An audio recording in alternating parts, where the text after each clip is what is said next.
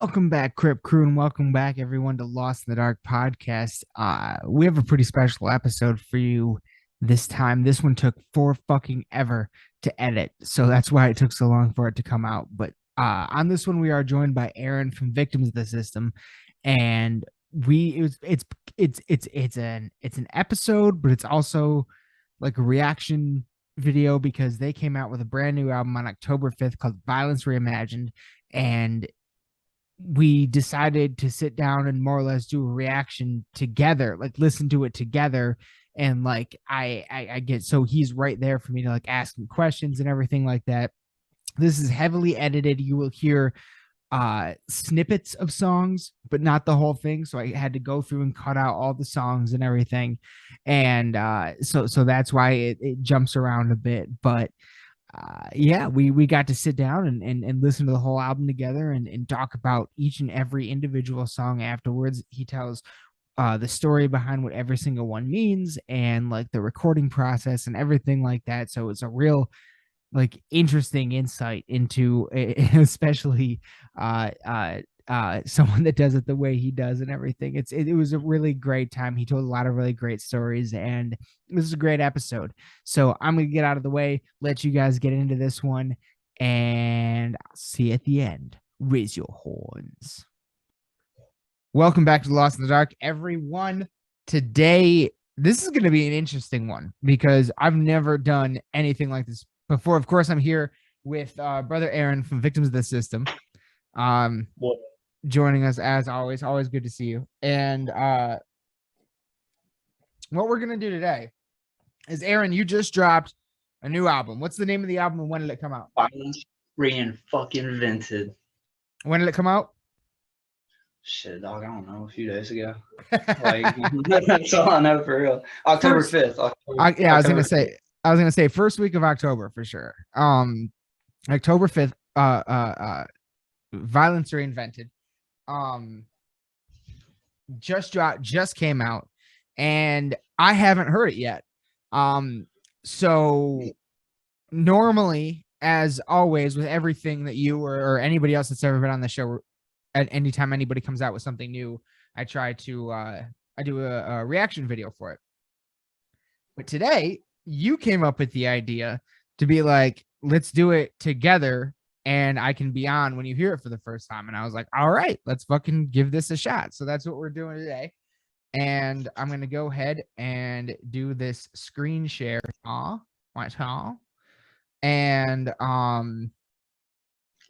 And we'll get started. So this is going to be track 1, Violence Reinvented, featuring Cole of Ruin. Let's break some necks.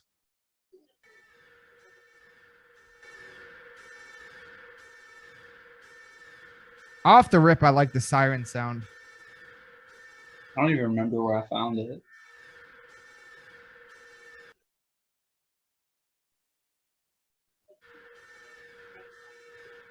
Oh, that's weird.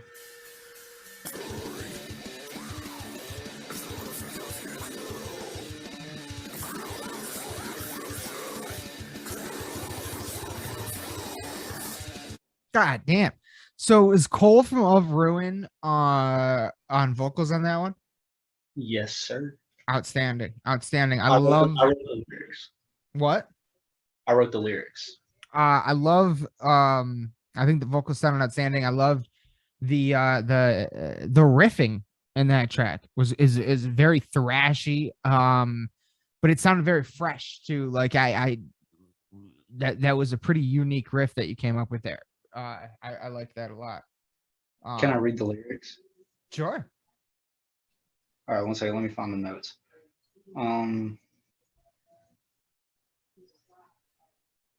Somewhere here. I wrote the lyrics about a dream I had. And fuck, where are they? It's about the dream, my brother. We were all in this like town of survivors because this demon was taking over people's bodies and making people kill people.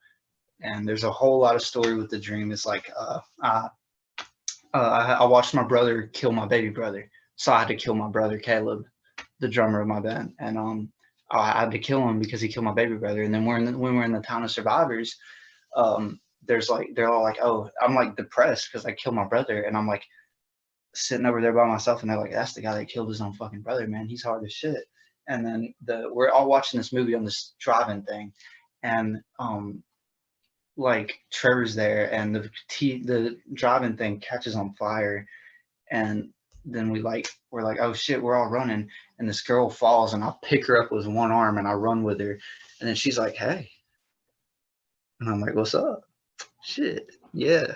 And then I'm not gonna get into the rest of the dream, but but yeah, the lyrics: die, the master tells you to kill, violence reinvented, crying as the blood spills, horror, brother kills brother, the lives being taken one after another, breathe in all of the smoke, gurgling blood, hearing you choke, violence reinvented. That's brutal. I like that. Yeah. Really good. And this one, I had nothing to do with this song. The fuck do you mean you had nothing to do with this song? This is Trevor's song. He wrote it about his ex-girlfriend. This is Trevor's song. But you play guitar on it, right? No, his friend Wrench did it. Oh, all right. Wow. Okay. It's a killer one, dude. I'd like to say I did the guitar on it, but I'm not gonna lie and take credit for someone else's. No. I get it. But here, let's dive into The Witch Trials track 2. It takes like 8 seconds to start. I don't know why. Nah, happens.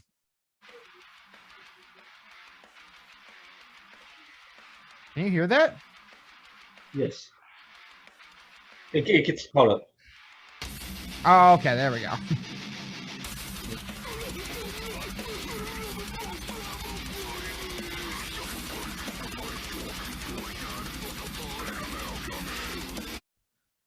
Yeah. So who's Trevor in the band again? What position is he? Bassist, but he did vocals on that track. He did vocals on that one. Oh, that's cool. All right. Very yeah. Like it's very very different sounding from a normal Victim song, but I like it. It's very it was very well put together. It sounds well produced. Yeah, Wrench is really good with that. I don't really know the dude, but I've noticed that he's pretty good at like producing shit. He's probably got better equipment, you know. Like all the songs I record are on my phone, and that's all I have. Like I have an amp and a phone and a guitar, and that's it. Like that's how I make music, man. This is awesome. I'm doing pretty good with that, you know, making do. But you are. Yeah. But do you want me to explain this one before or after? This next track called "There I Saw You." Yeah. Why don't you go ahead? Give us a little intro. So, long story short, the inspiration for this album, starting it, and most of the tracks being recorded took place like hold on one second, time out. Hold on. Never mind. I know you're in the interview. Never mind. Edit that out. Edit that out. Edit that out. But okay, so long story short, like what made us decide to write an album and go all out with it and give it every ounce of our effort and make it the best shit so far, and just because like, so we're, you know, music has always been like my therapy, like making music, listening to music. I don't know what I would do without it. Like it's everything to me.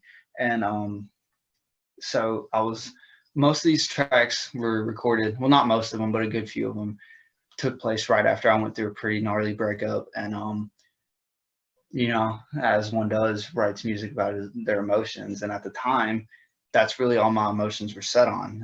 I was like, damn, I'm fucking miserable about this. So what am I going to do? I'm going to write a song about every emotion I'm feeling about it, whether it be angry, whether it be sad, whether it be like, I miss this time, whether it be about a memory, whether it be any of that. It's about more or less the breakup. And this one, There I Saw You, is not so much about like just the breakup. It is for me, but it's about like the memory of the first time I saw the girl, and it's like for the listener, it's supposed to be about like it could be their current significant other or one that has passed on, like you're at a different point in your life and they're no longer there. It's just like universally about the first time you see someone that you love. And that there I saw you. Oh yeah. All right. An Excellent. instrumental. It An is? instrumental. Yeah. All me. right. Let's dive in.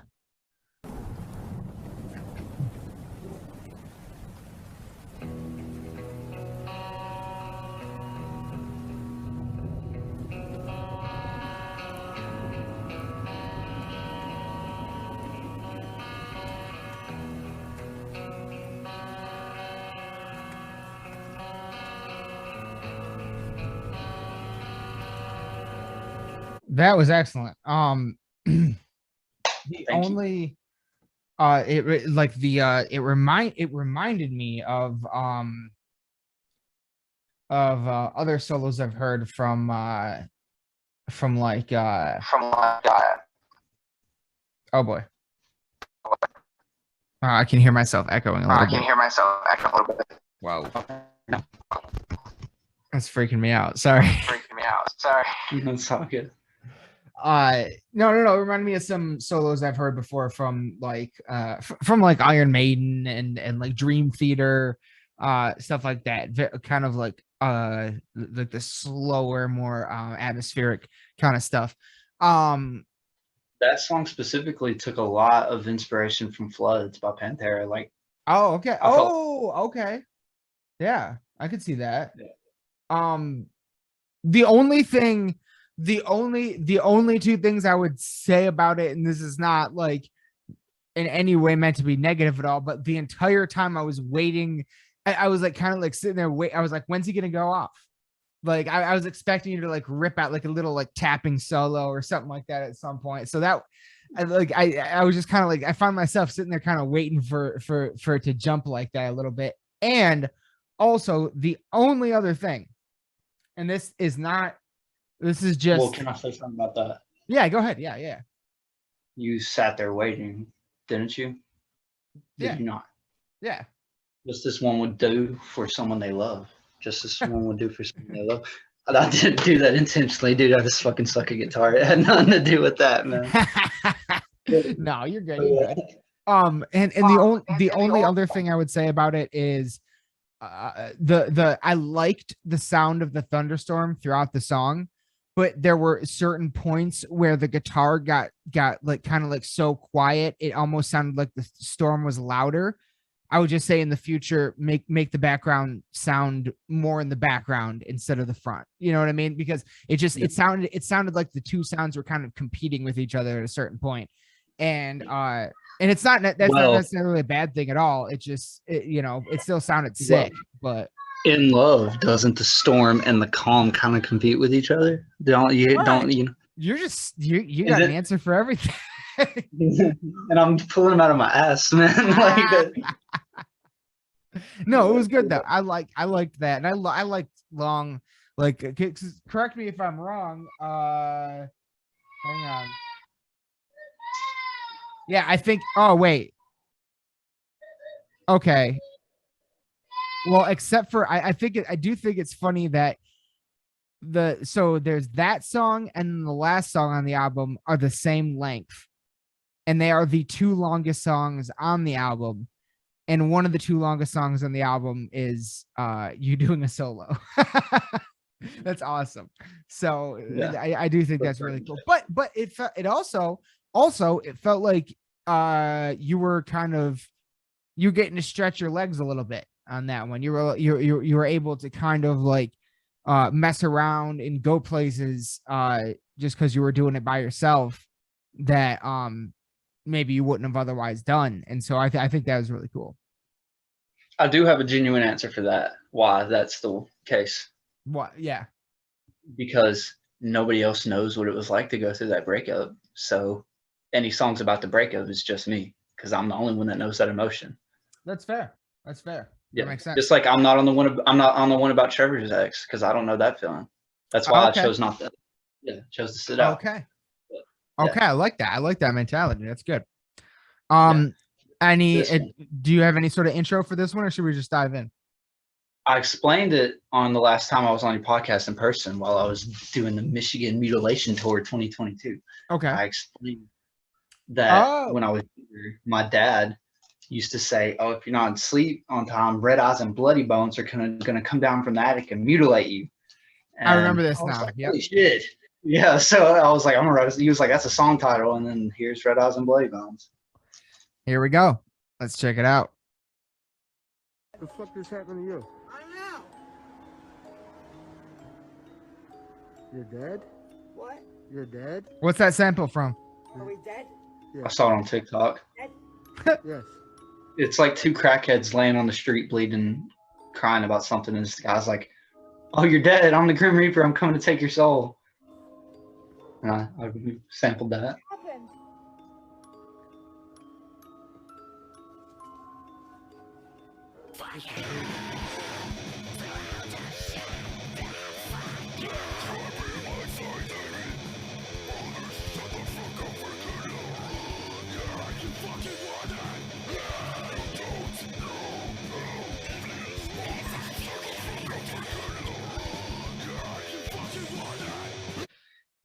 Who's on vocals on that one? The dude from TikTok. That whole song is like, oh, I saw this on TikTok, and there's this dude on TikTok doing vocals. I was like, damn, no, and then yeah, that was him. And before we go any further, who did the cover art? Gornoy's art, same dude that did Gornoy's. Oh, cool. Same dude that did Beheading the Inbred Scum. Yeah. Yeah, that's cool that you guys are still working together. Nice. Yeah, he's really good. He's really good. Yeah, I requested this one specifically. I was like, I want a fist wrapped in barbed wire punching a dude in the fucking face. He was like, all right, had it done that day. And yeah. That's so specific. Because I was just imagining it. Let me show you something sick while you're here. Fuck, where is it? There's this one. There's two of them. I just got to find the other one before you see this one. I know it's in my fucking room somewhere. Give me 1 second. I'll just show you this one since I can't find the other one. But the other one is just the normal one. But this one has pictures of us while recording the album with the album cover in the background. It's a cup. And as you can see right here, it says Violence Reinvented at the bottom. Oh, that's slick. And the other one's just the album cover all the way around. Nice. Yeah. Oh, yeah. Excellent. Yeah. And then this song. Yeah, No More Than 5. Yes. Also about the breakup, but very different.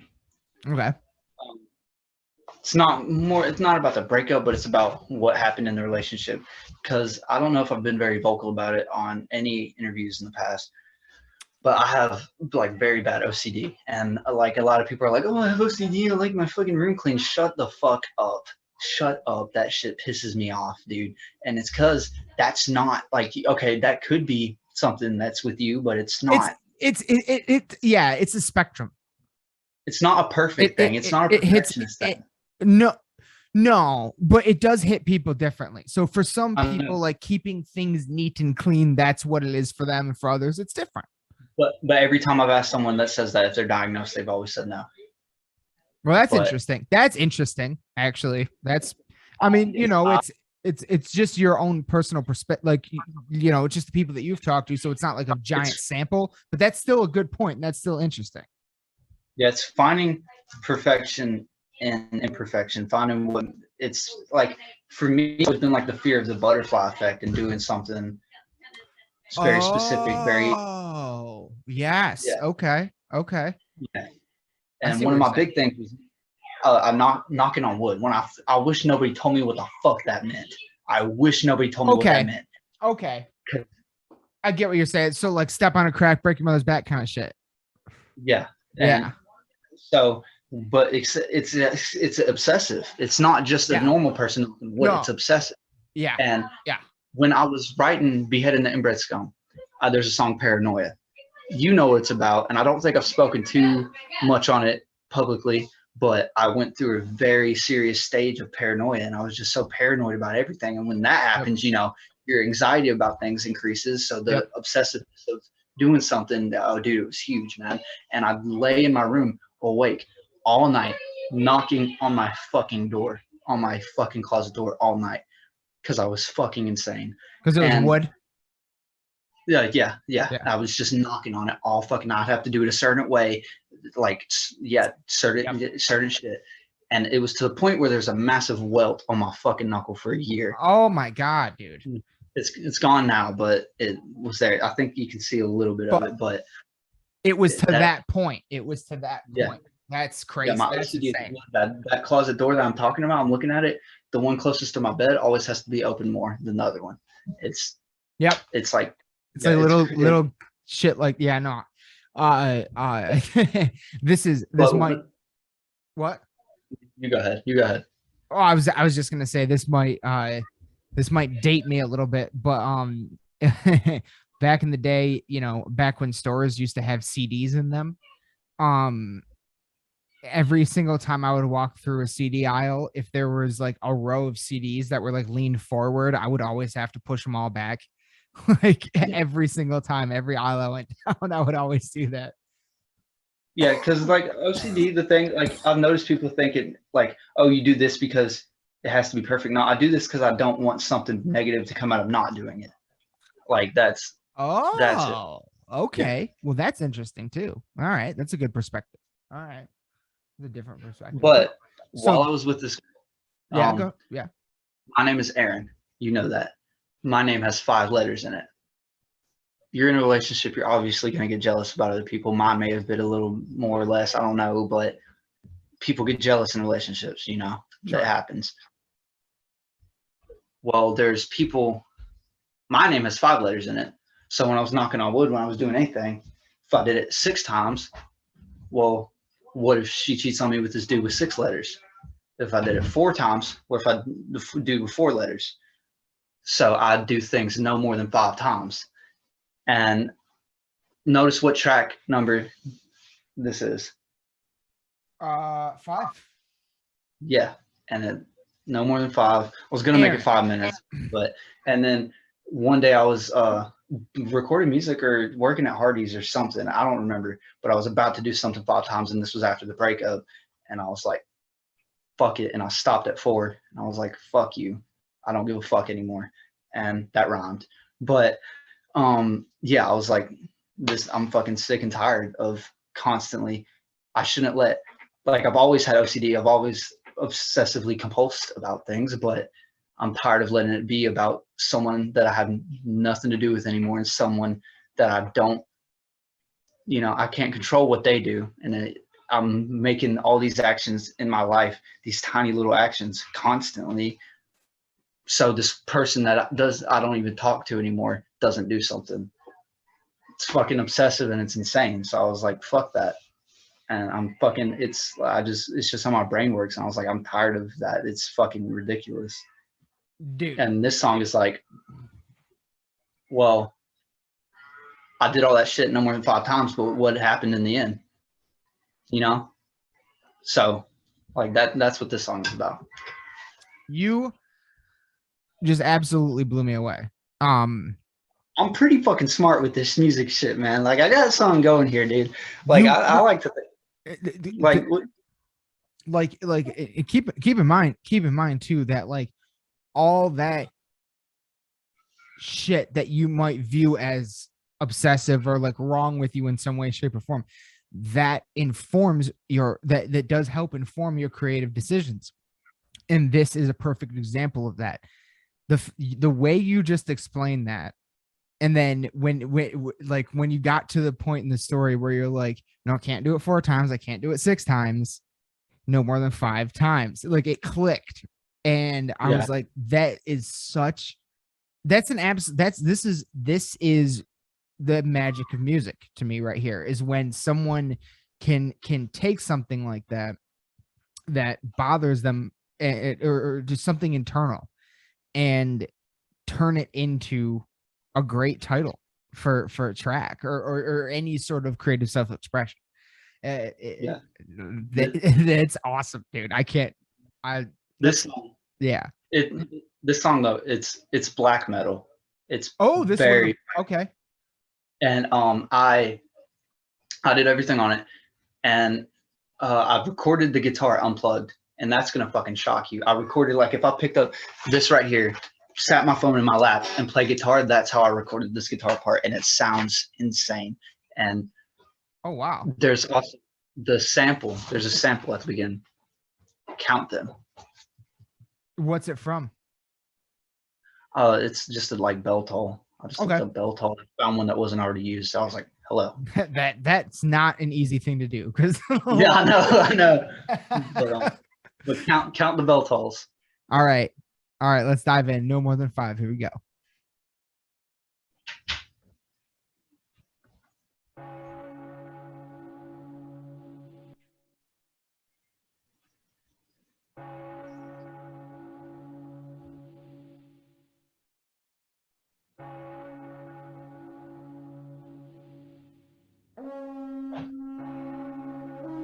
Ooh.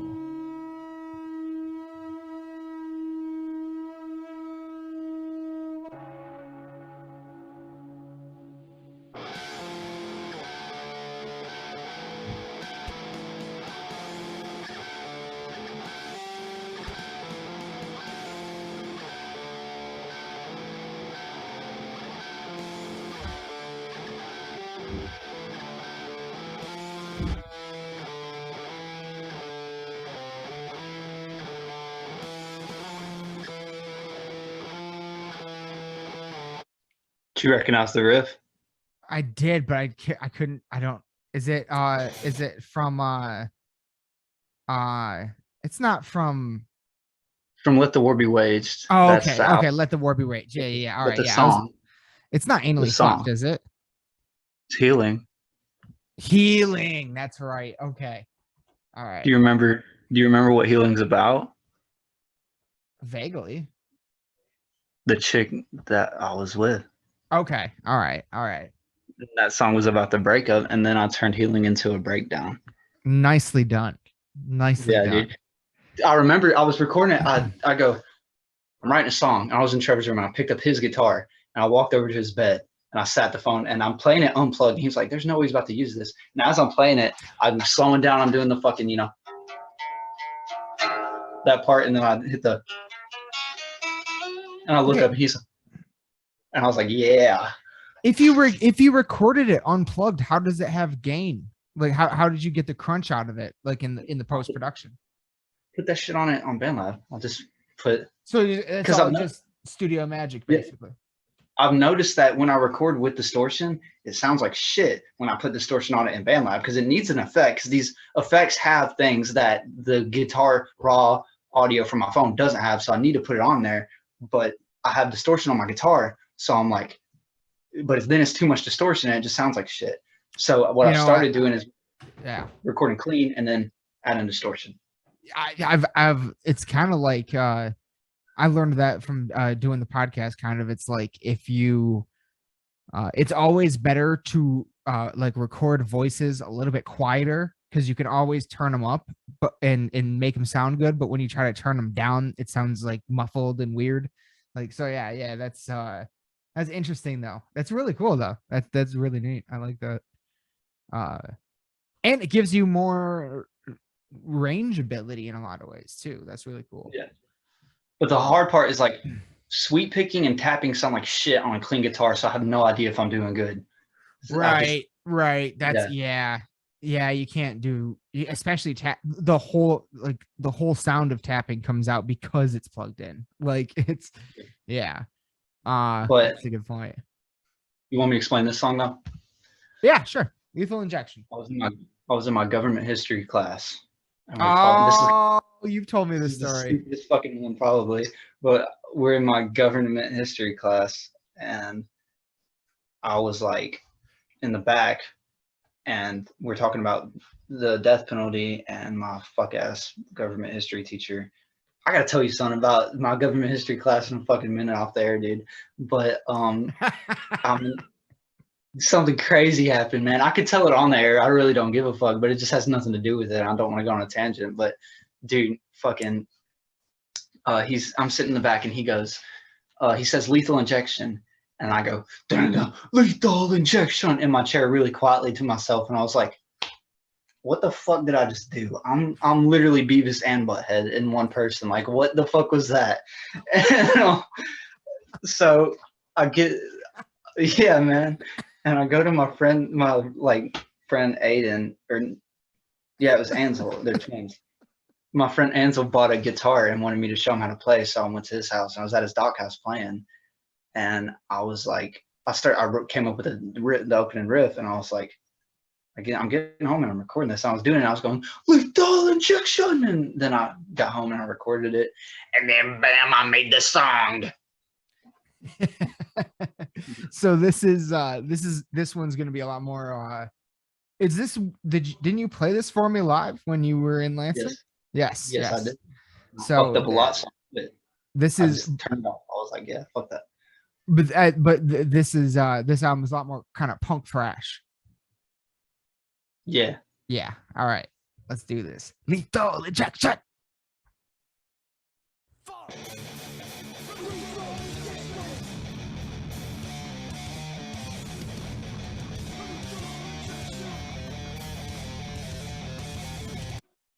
Yes. I do love that track. That is it reminds me a lot, obviously, of punk rock anthem. Yeah. And I think that like whenever you go for that kind of a sound, it works every time. How familiar are you with Winds of Plague? I've heard you say it. That's how familiar I am. Okay, because they had, I mean, can't remember how many albums they had. They had like 3 or 4 albums, and 2 of them especially they're 2 of my favorite albums ever. Decimate the Weak, and I think the other one's called like Against the World or something like that. And it's all like really big melodic deathcore, but like with lots of like keyboard and stuff like that. And it's all like really big sounding. And then like on both of those albums, there's just a few random tracks that are like real thrashy, punky, anthemy, like chanting kind of stuff. And this reminds me of that. Like this is a song Lethal Injection is a song that would get a circle pit going for sure. Yeah. Like playing it live. Like that's a great live track. Like yeah. But this song, Ace of Hearts, my brother told me this song fucking sucks. Caleb? Yeah. So maybe it sucks, but my hair looks red as fuck right now. But the name has something to do with the breakup. The song does not. This name, I'm getting a little. When I was thinking, I was like, man, I'm going to explain the breakup thing, but I'm not getting in detail. But it's hard not to with this one, because this song, the Ace of Hearts thing, the girl that I like, the breakup, her nickname was was Ace, and everybody's like, ooh, I'm the Ace of Spades, fucking Lemmy, but of course, which is but it's a love thing, so the Ace of Hearts. And I used to carry around the Ace of Hearts. I had a golden fucking deck of cards, and I took out the Ace of Hearts and carried it with me for a while when she called me Ace. And yeah, but I was playing at my friend John's house. He's our rhythm guitarist. I was playing at his house, and he lives in an apartment complex, so he can't use his amp. So he plugs it up to Rocksmith and it goes to his TV. Okay. And all right. His guitar is down tuned as fuck. So I was playing some Slammy Rips. I was like, ooh, shit. And then I just recorded it. And the thing that probably added to it sucking, I don't know if you've ever fucking played Rocksmith, but there's a delay. There's like a 0.1 second delay. And it throws me the fuck off, because I strum it and then it happens, and then I'm already on the next thing. I'm like, what the fuck? And then I go back to it and I'm like, all right. But yeah, that would bother me too. Yeah. But you tell me if you think it sucks, because Caleb said it sucks. I did the vocals, I did the drums, I did everything. Well, that's one hell of an intro for a song. My brother thinks it sucks. Here we go. Ace of Hearts.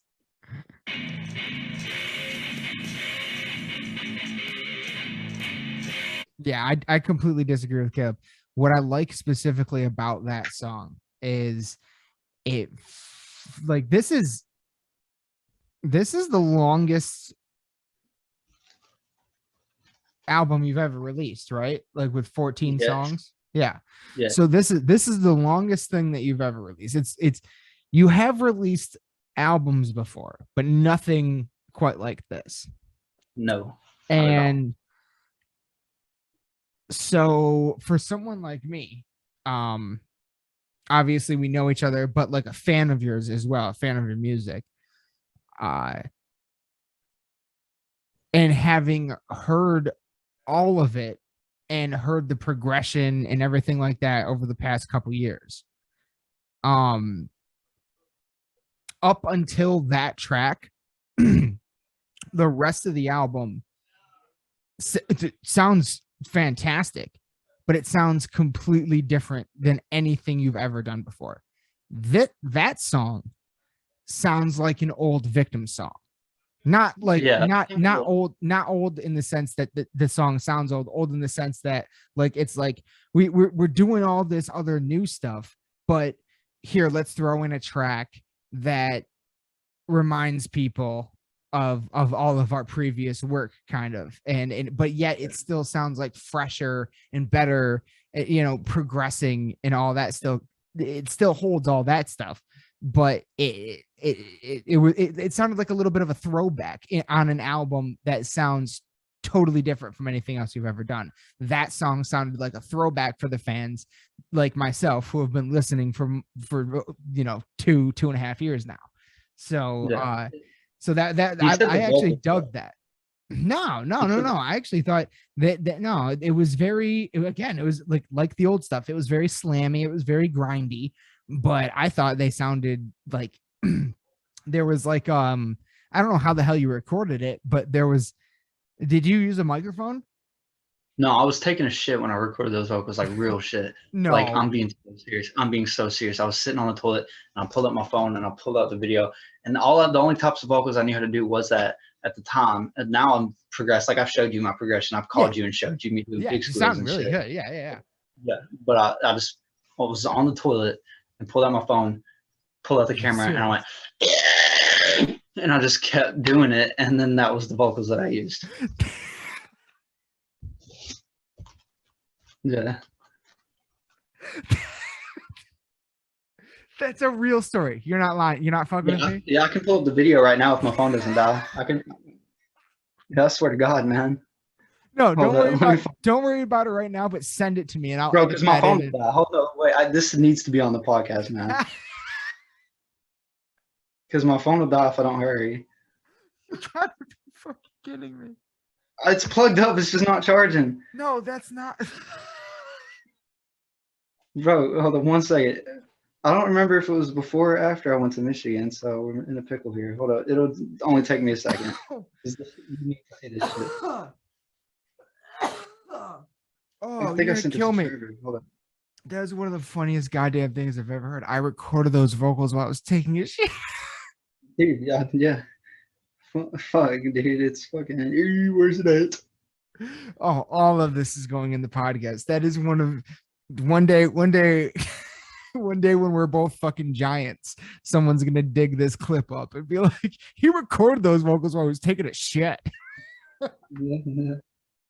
Still some of the gnarliest vocals I've ever heard. I'll find it real quick. Just give me 1 second. God, that's funny. God, that's funny. I was gonna sample. Oh, that's true. That's true fucking black metal right there. Yeah. Fucking.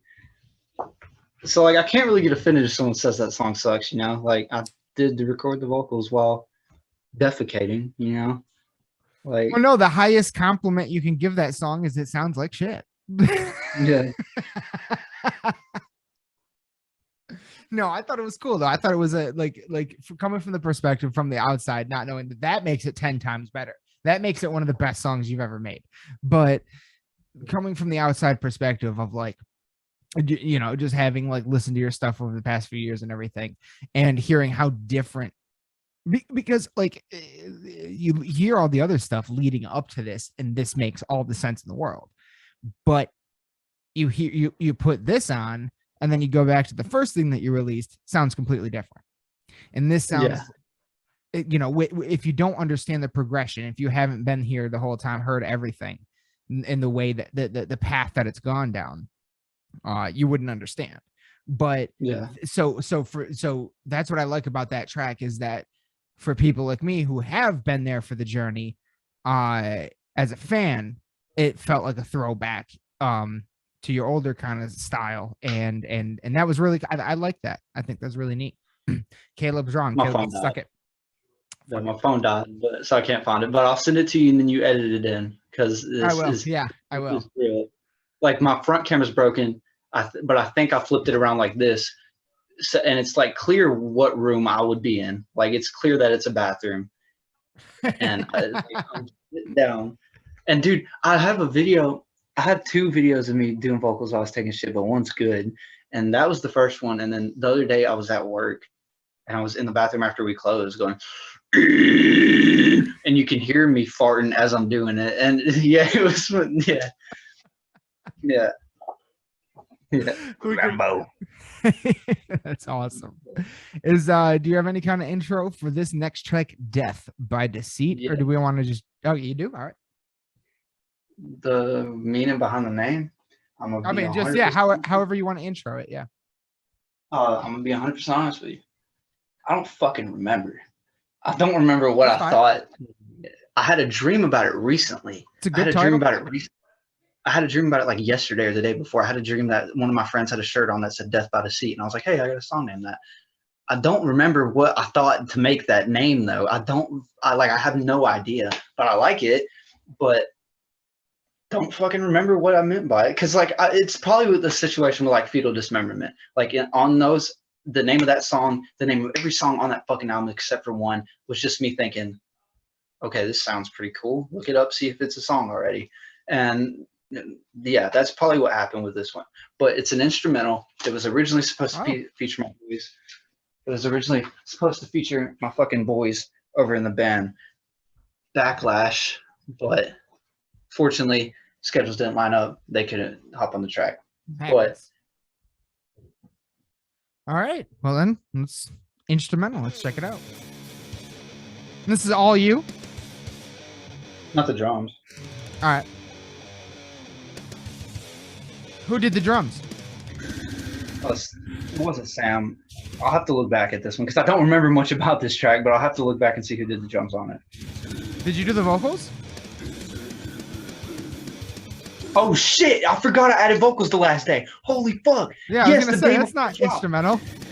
Yeah, the day before I dropped it, I'd recorded vocals for it. I forgot I did that. I don't remember shit about this song, man. I don't remember anything about it. So that is you? Yeah.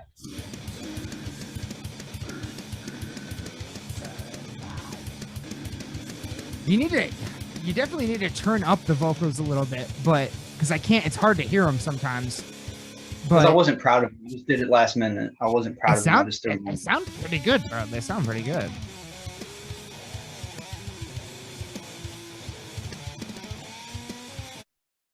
That wasn't bad at all. That was pretty cool. Shit. It's a shit show, man. This song, not every single.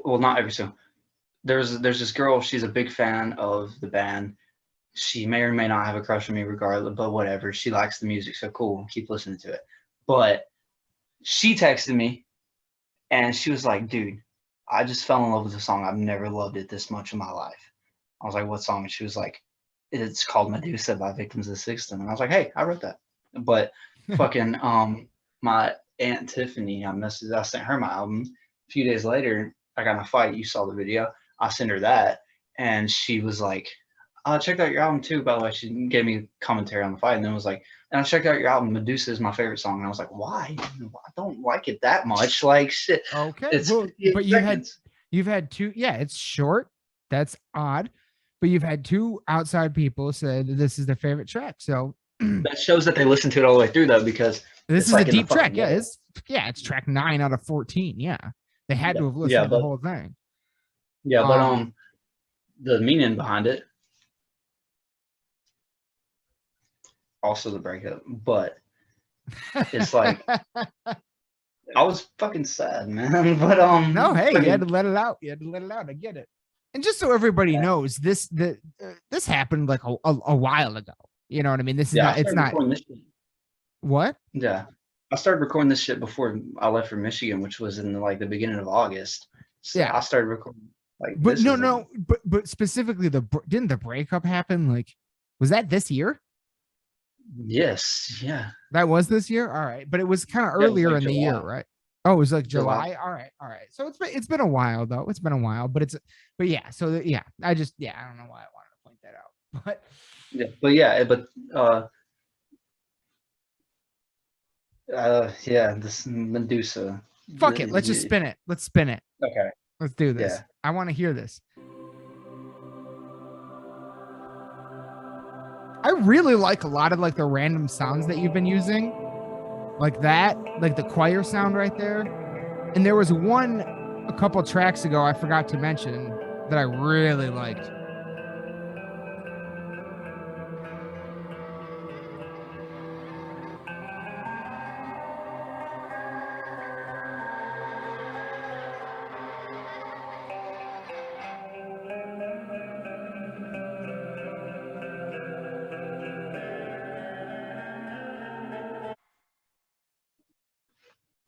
Was that it? yeah. You want me to explain the meaning of the before what I was gonna say? Yeah. Okay, so it sounds like all pretty and shit, you know. It's got like kids laughing, but it's kind of muffled. It's got a choir singing, I like mean, angels, you know. it sounds, and maybe this is just my metalhead brain, but it sounds, yes, it sounds pretty and kind of light and all that, but when through the guitar, when I listen to it, I get why Sounded people, well, I get why people would say it sounds all pretty and stuff, but when I listen to it, I hear heaviness. I hear yeah. it's more like it is a pretty sound, yes, but it also to me sort of sounds like despair.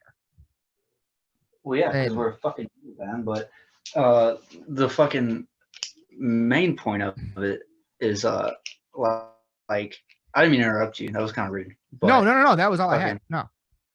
all right, but fucking it sounds pretty. There's little kids laughing. If you died and you heard a choir sing and you saw beautiful light, there was kids laughing. There's all that shit. That song was playing. Would you think about how you lived your life and think, man, is this a trick, or would you go to it? Wow. That's really, I don't know. All I can do is all I can do is say a guess based on the way that I know I am, and I'm someone that's more likely to think that I'm being tricked than something good is real. Well, That's just the way my brain works. So I honestly don't know, but I do know that in life, at least, that's the way my brain has worked more often than not. well, I wrote the song, so it was from my perspective. Right. In my perspective, I would go, but I would think later, but I would go. I wouldn't think, man, this is a fucking trick. You're fucking with me. I listened to fucking Venom. I'm not getting into heaven. What the fuck? Like I wouldn't, that's not what my first reaction would be. I would see that, I would hear that, and I'd be like, holy shit, this is fucking beautiful, man. I can't wait to be over here and seeing this. But regardless, the story the song's telling is that it is a trick. And you got tricked by the beauty of it and ended up in hell. And Ooh. Medusa, you know, I'm not super educated with mythology, but you know, she like tricks people with her beauty and shit, right? Like, Yes. oh shit, she's beautiful. Look at her eyes, boom, you know, oh shit, I'm Well, it's stoned. the snake hair. Yeah. Yeah, and it's like, it's not like these songs when I'm saying things like this, it's not about the girl. It's like not a shot at the girl. It's more of a shot at No. love. It's Right. like, yeah, and it's like love, man. You see this beautiful thing. You see how you feel. Like how that song's supposed to make you feel. You see how you just hear these, like it feels like little kids laughing and angels fucking singing, but you don't stop and think, man, is this a trick? Am I getting tricked? Am I going to end up hurting? Am I going to end up in hell? You don't think that. You just go into it. I like that. And yeah. Do we have an intro for our play / what you created, which is track 10 on the album? Yes. This one's a little more of a personal story. Like I've kind of been I've tried to be vague, right? With it. This one's kind of hard to, but I'll tell it. You might edit it out like you did with Slaughter the Pedophile, but that one made a little more sense. But fucking, yeah, so here we go. Me and the girl, I'm not going to say her name throughout the whole thing. Of course, that's fine. That's fine. Said it before, if someone's really that fucking curious, like they could figure it out, but you know, don't be that fucking curious, like shit, like you figure out footage to find a chick's name, man, like shit. Doesn't matter. It doesn't matter. But if you do, props to you, man. But fucking this, me and the girl, when we first started hanging out, we went to this dock that I'd never fucking seen before, like a fishing dock. Never seen this shit before. I was like, where the fuck is this? And oh, dude, I don't know. All right, so fucking, we go there. We went there all the time. And hold on one second. Yeah, we went there and we hung out there a lot, and we called it our place. And so it's also called What You Created. We break up. What happens when a dude and a chick break up, like on the dude's side, like, or and the chick's side too? Like, it might take a minute, it might be right after, but they either let it happen naturally or they try to get over it by going to other people and seeing other people. Sure. Right. And hold on one second. Okay, so what happens when a girl and a dude breaks up? Like, they end up seeing other people. Yeah. Whether it's right after to try to cope, or whether it's later because they moved on. It happens, right? Of course. Now, I've always, like, I don't think I ever felt love for real, like being in love before this relationship. Like, I loved some of the chicks, but it wasn't in love. Like, it was like, I love my friends, you know, it was like that. So I didn't know how to deal with losing it. You know, I'd lost her before, but at this time we had been together for so long and gotten so much closer. And then we took a break and then we got back together, and then we broke up, and I was like, oh dude, that's it for real. And I was like, I don't really know what the fuck to do. So for a while I kind of just laid in bed, and I was like, oh fuck. You know, sad.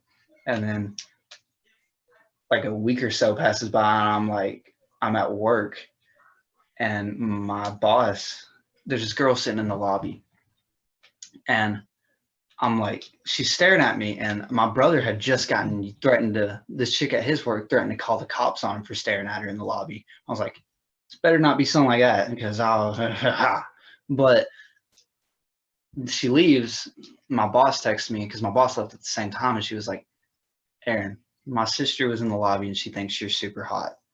I was like, oh shit, okay, cool. And so I was like, well, maybe, cool, okay, I'll do this. Like, I'll fucking try seeing other people. Like, you know, this might help, you know?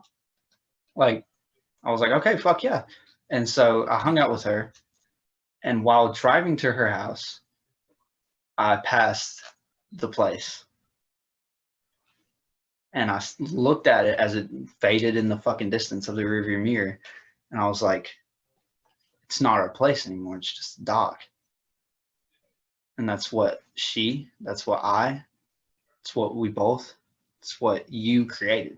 It's all it's just a building now. It's just some fucking concrete floating on water. That's all it is now. Yep. And yeah, and I drove past it and thought about how much my life had changed. And this song is black metal too, and I recorded the vocals in the freezer of my work. All right. Yeah. Our Place / What You Created, track 10. Here we go. This is not real. It's just a dream. Please. What's that sample from? Wake up. A video of liminal spaces that I saw, All right. but I changed it up. I changed it a little bit. Wake up. Wake up. Wake up.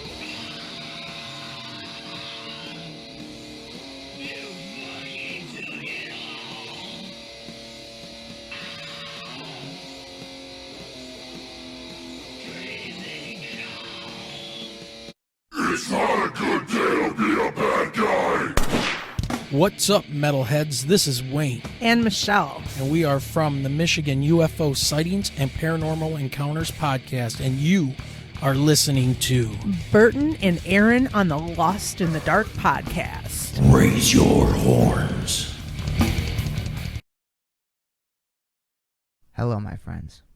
My name is Burton, and I am the host of the Michigan metal podcast, Lost in the Dark podcast.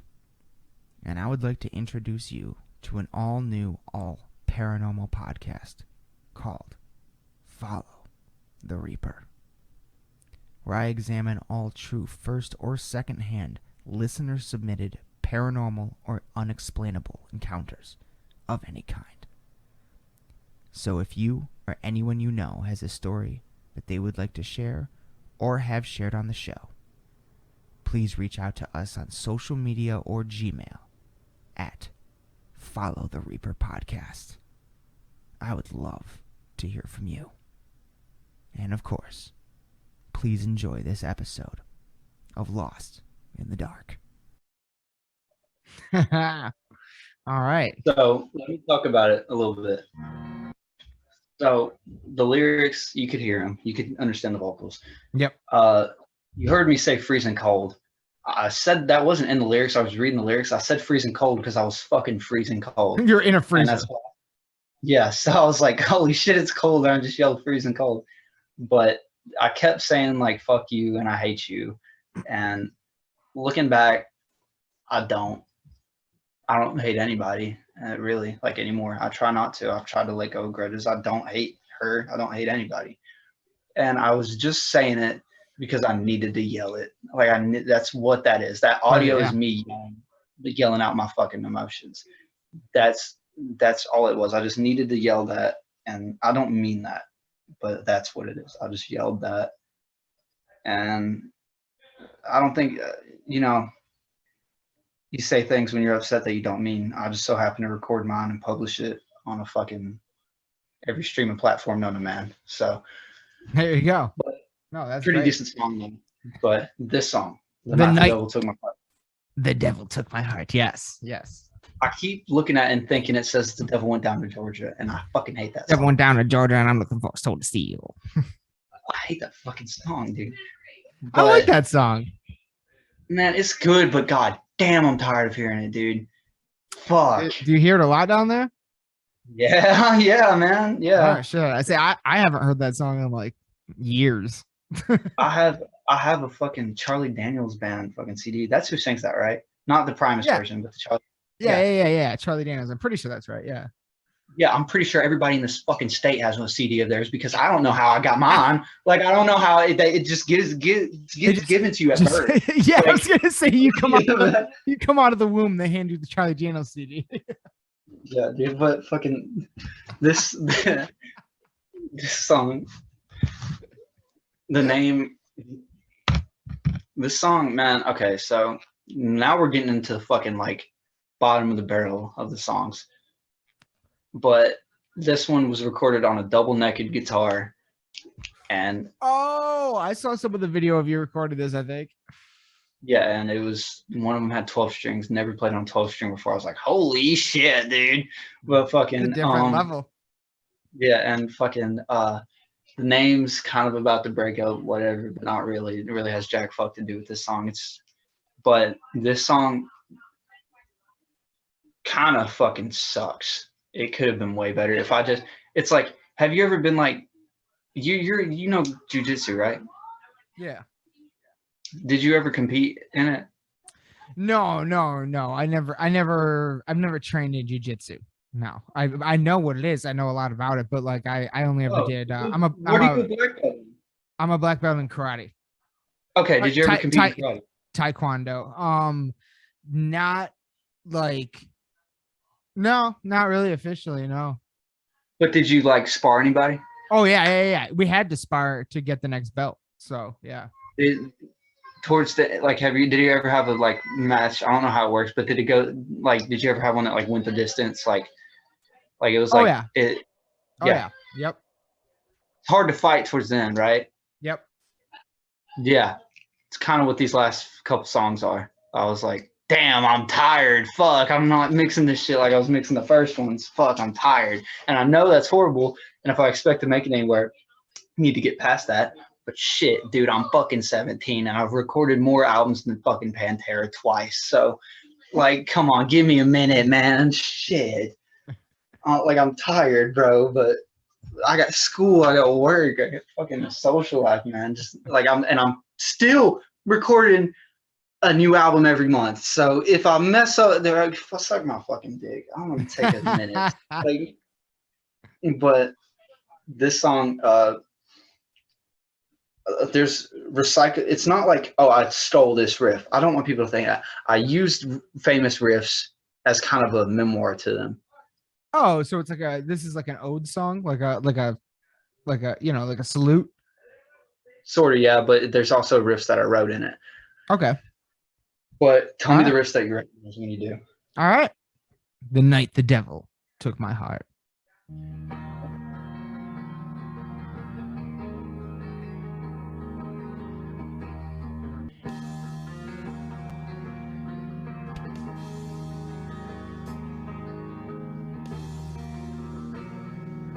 Oh, that was it. What song? Hang on. Honestly, definitely some Metallica. There was only two. It's hard. Yeah, I was gonna say it's hard to pinpoint the actual song name because you Stairway to only Heaven and Ain't Talking About Love by Van Halen. That's the two songs that was in there. There was no Metallica? No.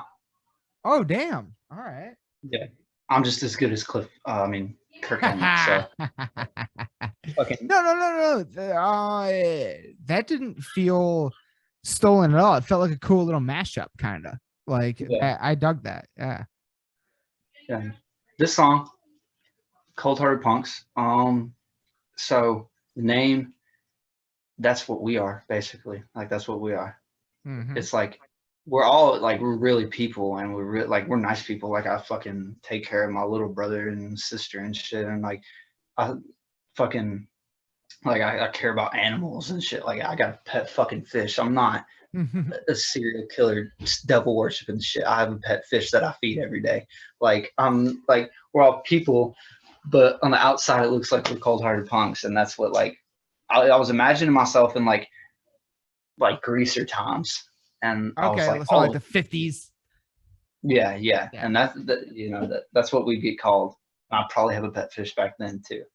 But how I went about recording it, I was at our other rhythm guitarist, who's not a recording member, but he's a performing member. And he lives down the street. His name is Kale. I was playing his guitar, and he was tuned down to drop C, I think. And I just thought of this rhythm. I was like, this is not. I have to use this. This is so good. And it's punk rocky, and so is the next one, and I'll explain the next one when we get to it. But all right, Cold-Hearted Punks. Here we go.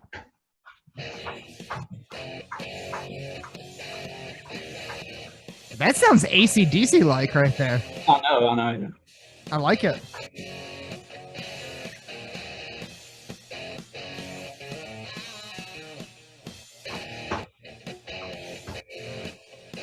Oh, I really like this one, dude. Holy shit.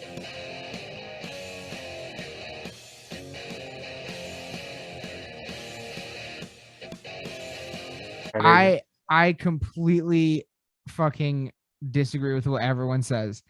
Lethal Injection and Cold Hearted Punks are my favorite tracks by far. By far. Yeah. That was I'll fuck- great. That was awesome, dude. That was really awesome. I liked that one a lot.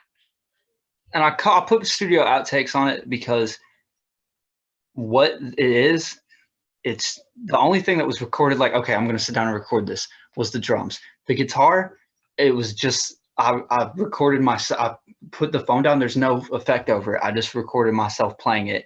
And everybody was in the room, like smoking cigarettes and chilling while it was happening. And it was just like, it was something that happened while recording the album. And that's what it is. Like, that's why it says studio outtakes. It's just kind of like, we were here and this happened. And yeah. That was fucking excellent, dude. Like, that was really fucking good. Like, I really like that one a lot. Like, holy shit. Not very metal. It's like hard rock as shit. Like, yeah, but I dig it. I love. Come on, like I love that though. I love that. That's. I mean, one of my favorite bands of all time is AC/DC, and it reminds me of that. But like, it's kind of it is more thumpy. It's more kind of like punky than AC/DC is. Wait till you hear this one, man. Is this one is punk rock fault. now? Is this one instrumental as well? Yeah, but let me. Okay. This one's really, really studio outtakes. This one's called Tongue in Cheek. Yes. So, me and my brother and Trevor went over to my friend's Nick's to hang out with his dad. Nick wasn't even there, but Nick's dad has a killer fucking music setup, and I've showed you Cub's drum set. It fucking blows. He had a full fucking beautiful blue drum set. Look, I got a picture of it on here on the fucking cup. You can see Cub sitting at it. Hold up. God damn it. The fucking glare. Hold up. I'll try it. There it is. Oh, I see it. Yeah. It's got that like pearl blue. Oh. Yeah. Yeah, it's called from Upholster Drums. I don't know shit about drum brands, but he showed my brother some beats because that's the first time my brother ever practiced drums. And it's my brother on drums and it's me on guitar, Dimebag Benny type shit. And I'm like, he'd give me a beat, then I'd give him a punk rock riff. And it's like 7 different videos turned into a song. And that's what it is. All right. So punk rock is shit, but fuck yeah, dude. I'm proud. I love this song because it's like, it's really me and my brother. Like, I love that shit. Yeah. The Future Abbots. Here we go.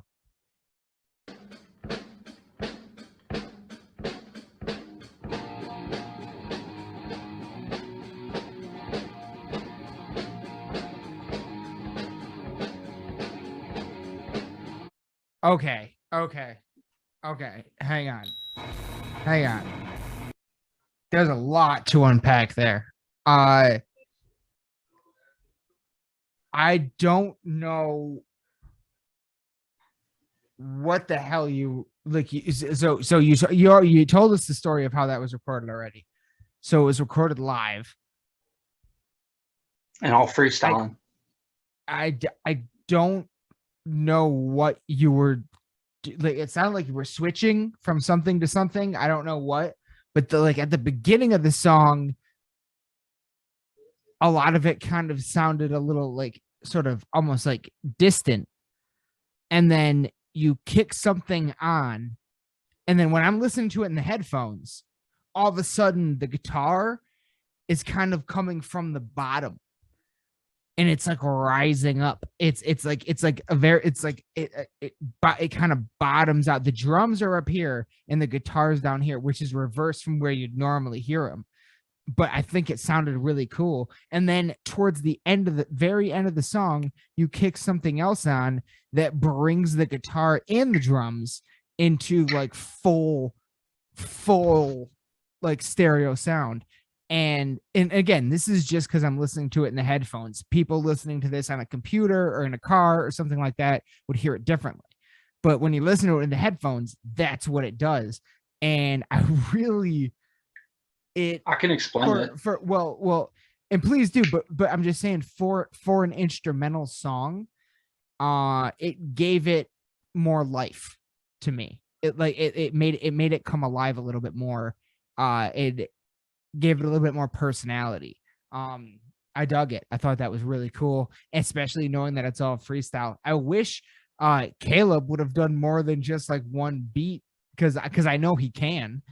But no, that I thought that sounded great, and I want to hear more of that for sure. But yeah, explain to me how that guitar sound changed. So I'm gonna show the picture. This picture was taken as a screenshot from one of the videos that was used in that song. Okay. And the phone is sitting on a chair. The amp to the guitar is right here. The Okay. drums are back here. The drums are louder, but you can hear the guitar. Towards the end, I moved the phone from recording on the chair facing both of us to the amp. I just set it on the amp. Are you And so kidding then the me? drums were louder. The drums were louder because it was close to the drums, but it was very fucking close to the amp because it was sitting on it. So that's really all that happened. I just Are you moved where the phone was. fucking serious, dude? No effects is on that. No effects were on that at all. Completely raw recording. I thought you were like I thought you were like switching something on your amp, like a setting on No. your amp or something. I didn't touch it. I'm not going to change anybody's settings on their amp. That was his settings. No, So I was like, I thought it was you. I thought you weren't playing. no, the it was guitar? that. Yeah, it was me playing guitar, but it wasn't my equipment. Oh, okay. Yeah. All right. Fair enough. That's fair. But shit. Yeah. So literally that entire sound change was just from moving a phone. Yes. Dude. Yep. Dude, Just wait till I get I the fucking mic. love the stories that you're telling me tonight. Like between that and what was the other thing? The no more than 5 times or whatever, that story. Like this is one of the best ones we've ever done, my friend. Like this is a good one. And this is the final track. And I Final have track called Caught and Grilled. It is tied with another one. It is tied with There I Saw You. There I Saw You as the longest tracks on the album. Both of them coming in at 3 minutes 52 seconds. First question, is this one instrumental as well? No, I did vocals, but that's gonna Okay. come into I have to Okay. explain. So everything else, go ahead. Yes. You know how I love doing multiple genres. You know how I love not restricting myself. Mm-hmm.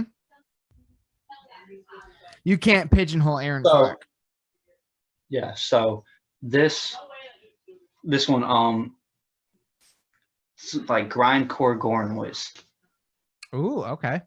So Not really kind everybody's favorite. of like the earlier Victim stuff, right?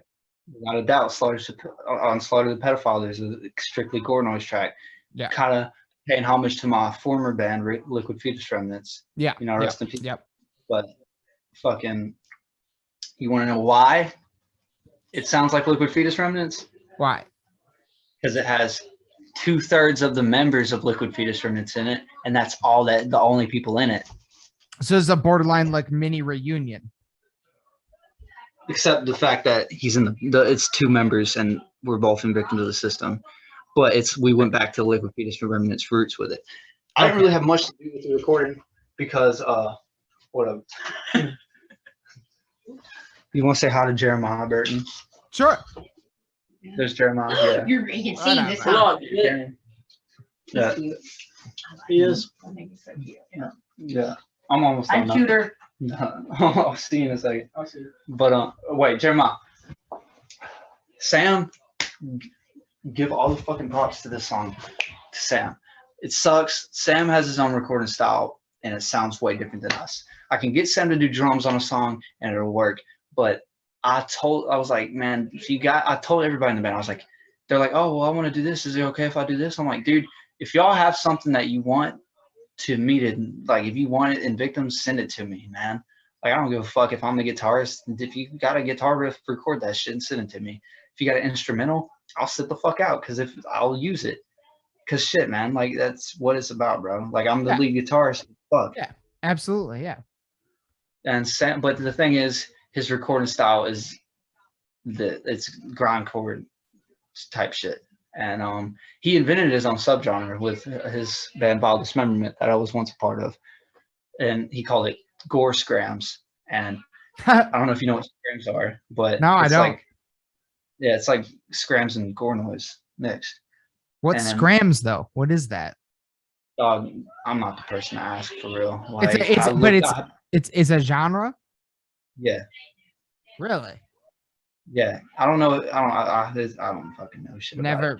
Never heard of it. So But he mixed the two, and I think it's cool as shit. But it's not very victims of the system, you know. But I wanted this on it. I wanted Caught and Grilled on it because I miss Liquid Fetus Remnants a lot. Like it wasn't very long that it lasted, but I can't tell you the last time I talked to Reese from Liquid Fetus Remnants. I genuinely can't. And me and Sam don't talk very often either. But back then, they're the only people I really talked to at all. Like they were like some of the best friends I made from music, and now we kind of just went our separate ways. And I miss Liquid Fetus Remnants. Anything I could do, like I got Liquid Fetus Remnants back for that one song because Chris Barnes let me sample some shit, and I was like, "Fuck yeah!" And it was fat something about a fat bitch on the album Terrified, and I got all the members of Liquid Fetus Remnants on it, and it was fucking awesome. I love that shit. So, Sam's in the band, so it's not like a Liquid Fetus Remnants reunion, but it felt like recording. Like he sent me this, and I was like, dude, this sounds like Liquid Fetus Remnants. Like I was thinking that I was like, holy shit, this like sounds like, or more so Wild Dismemberment, but I miss like Wild Dismemberment, Liquid Fetus Remnants are kind of the same era, so it was just like a little throwback, man. So it's not like, and it's also by far the heaviest, hard fucking hitting, like not like, oh shit, that's a heavy breakdown, like holy fuck, I'm scared. Like that's what this song is, and it's the last one on the album because you listen to all this shit and it kind of, you got Medusa, you got this punk rock song, then boom, fucking in your face, dude. Like holy shit. Like let's do it then. Caught and Grilled. Yeah. Here we go.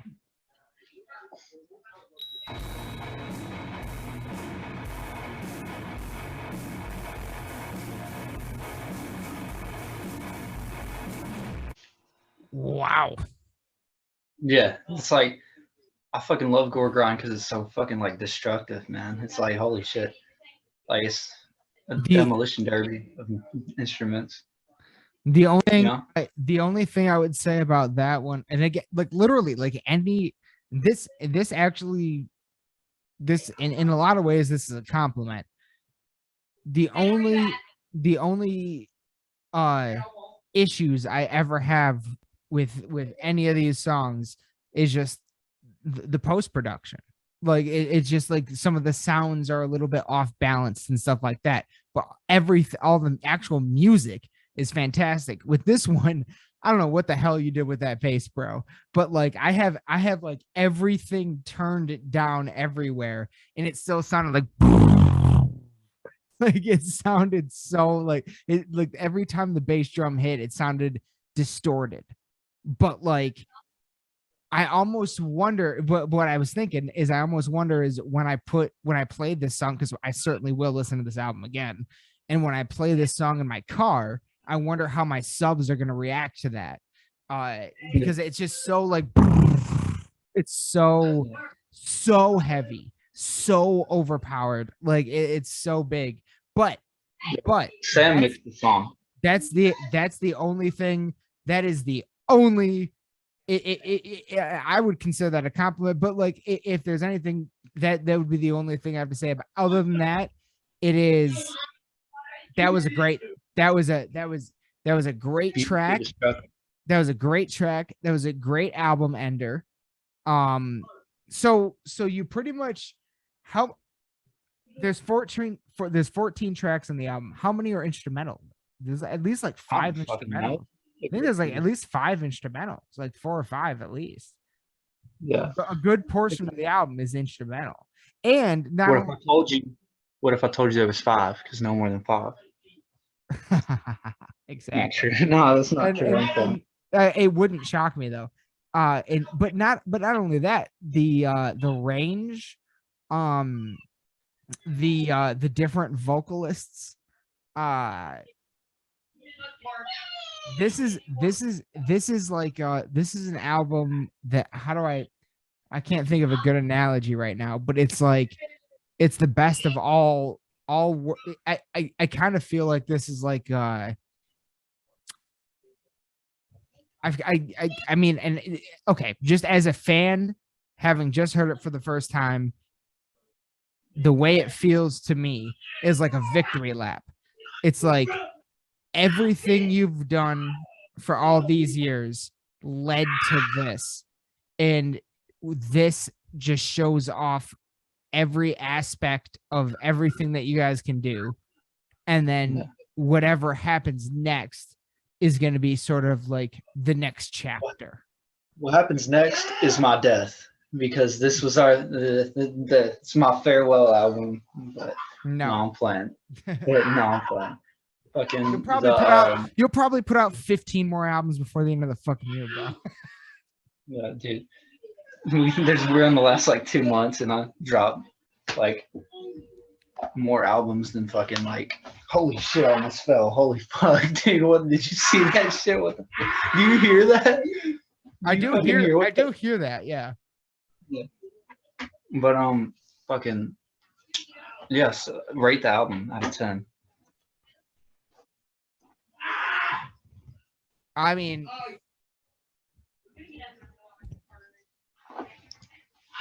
I told you. I don't like rating stuff like, especially music and stuff like that. I will rate it. You know what? I'll rate it out of 10 in comparison to all the other Victims albums. But nothing else, not comparing it to anything else.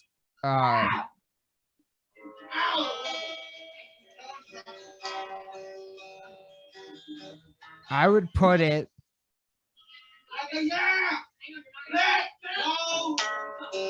Jesus Christ, there's chaos happening over there. I would rate it in only comparing it to your previous work.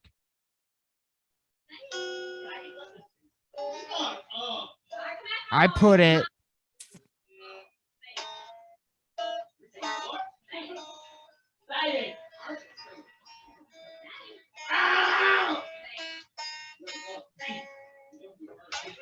I'll put it in an 8.4. Is it our best album? I think it's hands down the best work you've done today, to date.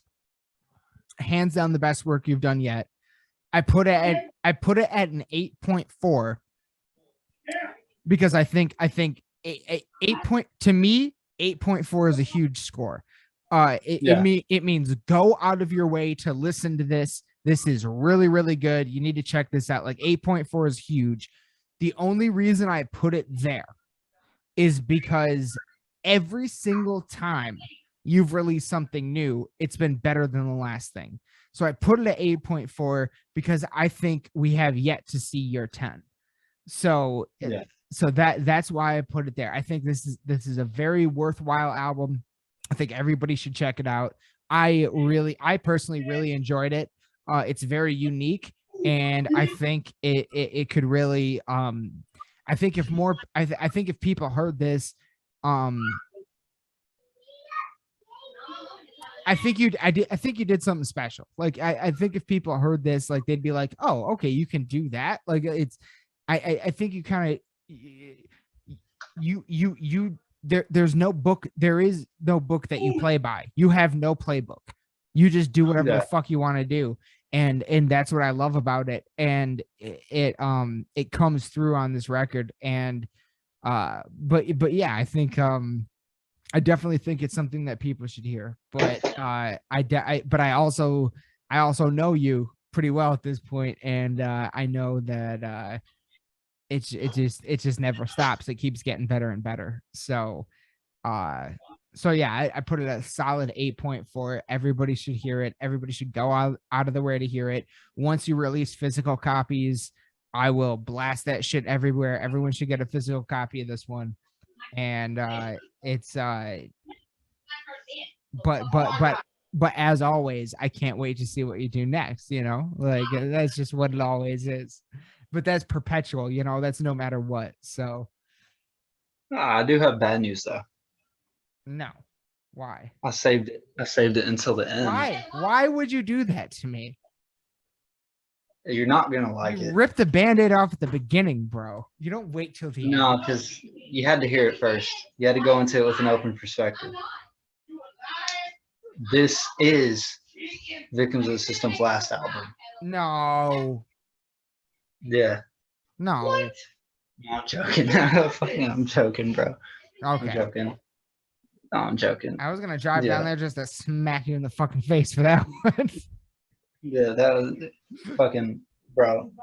No, we're gonna keep hiring younger members, so when we die, it's gonna keep going forever. It's gonna be We're just it's gonna be like Kiss, where Yeah. they could just keep going forever. Yeah. yeah. But yeah, it's like physical's gonna be out soon, but yeah, I'm pretty proud of it, man. Like You should be, I'm man. pretty fucking You really should be. You did something good. You did really good. yeah. We are. It's not our last album, but we are taking a longer break in between albums this time because it took a lot, So there probably will there be anything else music wise released before the end of the year?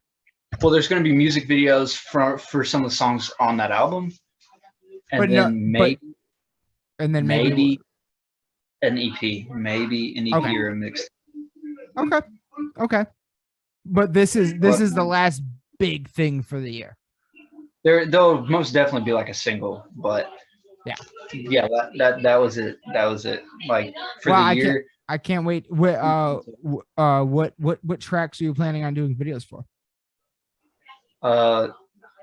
There I Saw You, Lethal Injection. All these are done. Lethal Injection. Oh, really? Yeah. What the fuck else was the other one? I don't know. But There's a few three. of them. There's three at least, and they're all done. Yeah, but I So want to you're do one just for gonna- Violence Reinvented. I want to do one for Violence Reinvented in the haunted house because that'd be fucking Brilliant. sick. That's a brilliant idea. But, Definitely do that. But those will just come out slowly throughout the rest of the year. Yeah. But 2022, man. Like, take a look back at it for Victims of the System, man. As They Cower released this year. That was our first album of the year. Misunderstanding was on that album, bro. Let the War Be Released. I think that came out before. But I'm trying to focus. I can't with what's going on. But I understand. I hope you heard the glass break, man, because it's got to be hell in there. But fucking, yeah, dude. Let's look back at it. Fucking album every month. First show ever. First tour ever. Yep. First, Chris Barnes tweeted about us. First Chris Barnes ever tweeted. first ever live podcast performance. First ever live podcast performance. Fucking.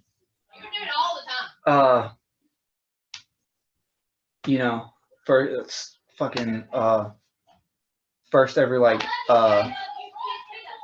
cannot fucking focus. First ever fucking The point is, But- it's been a huge year. we got our most successful project, like views wise. Yeah. Chris Barnes tweeted about us. Yep.